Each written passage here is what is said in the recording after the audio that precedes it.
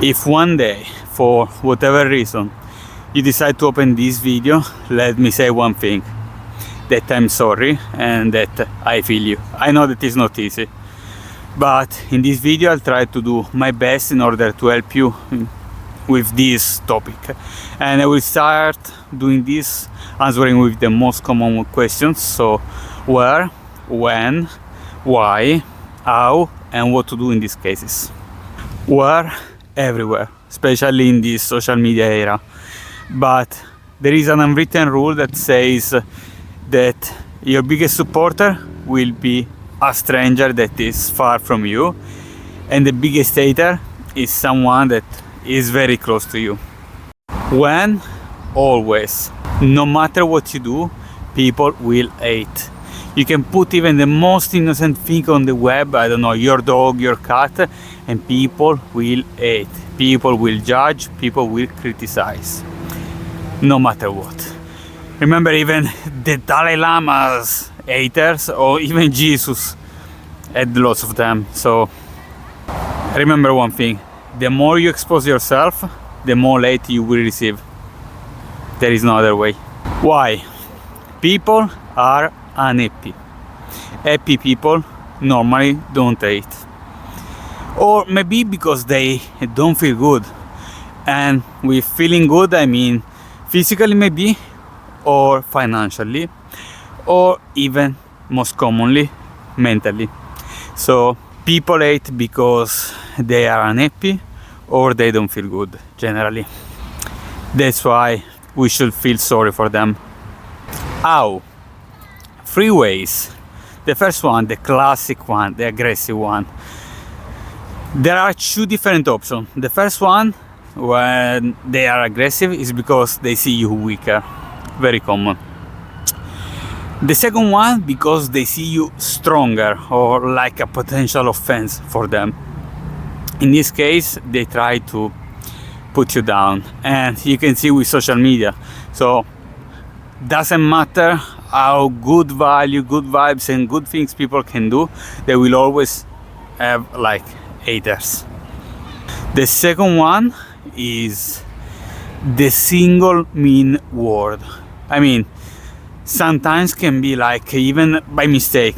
I do this quite often, like I don't want to be offensive, but sometimes I just say something wrong, and maybe in this case they don't want to hurt you, but it happens.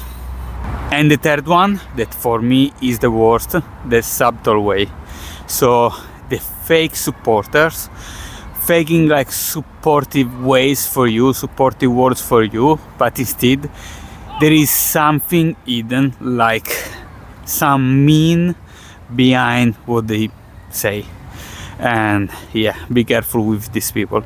And finally, what to do in these cases? Well, take some time, don't react. I know this is the most hard thing in the world, and trust me, I'm training with this for years now and still not good enough about this.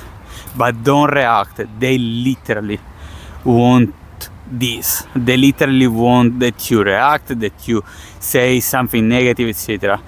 Take some time, go to the gym, go in a park and walk, but don't react. And if you are physically with them, take a moment, breathe deeply, and remember trying to elaborate what to say with them, like not reactive, in a non reactive way. Why this is so important? Because basically they need attention, and negative attention is better than no attention. So even if you answer them like with bad things, for them is kind of a victory. So let's say you lose anyway, so don't react. Second, reactive abuse. So what does it mean, reactive abuse? Reactive abuse means that basically they're treating you badly, but then you react, and now you are the bad guy. So don't do that. Second, the best answer ever: ignore them. I know this is literally the hardest thing. Try to ignore them, like especially on the web, on the social media.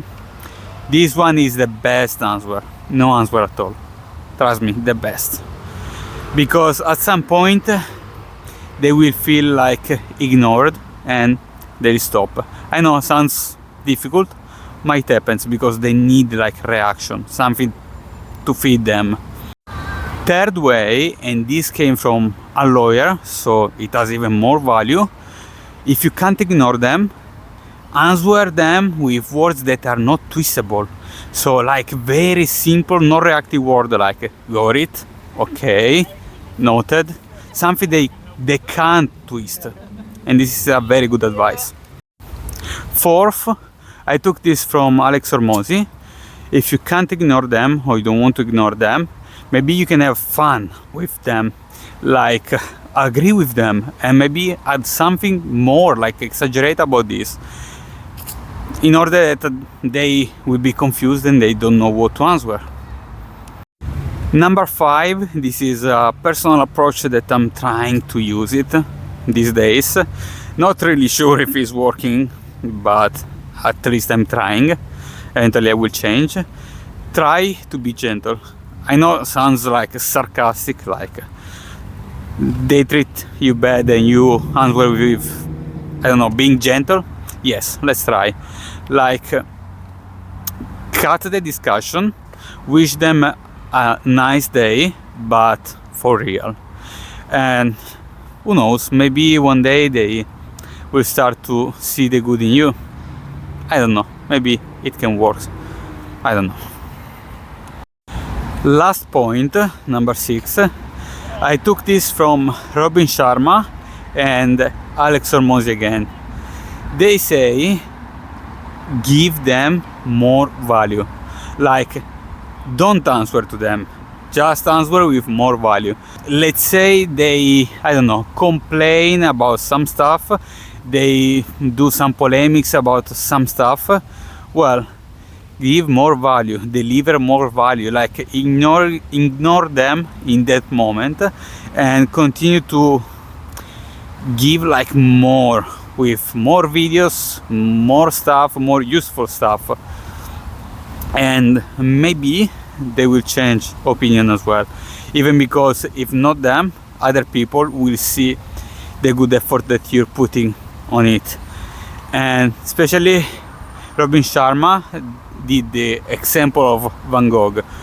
He was very criticized, but he kept going doing what he loved to do, and one day, even if after his death, basically people recognized what he did. But yeah, remember, is for you, not for them. Don't do this for them, do this for you.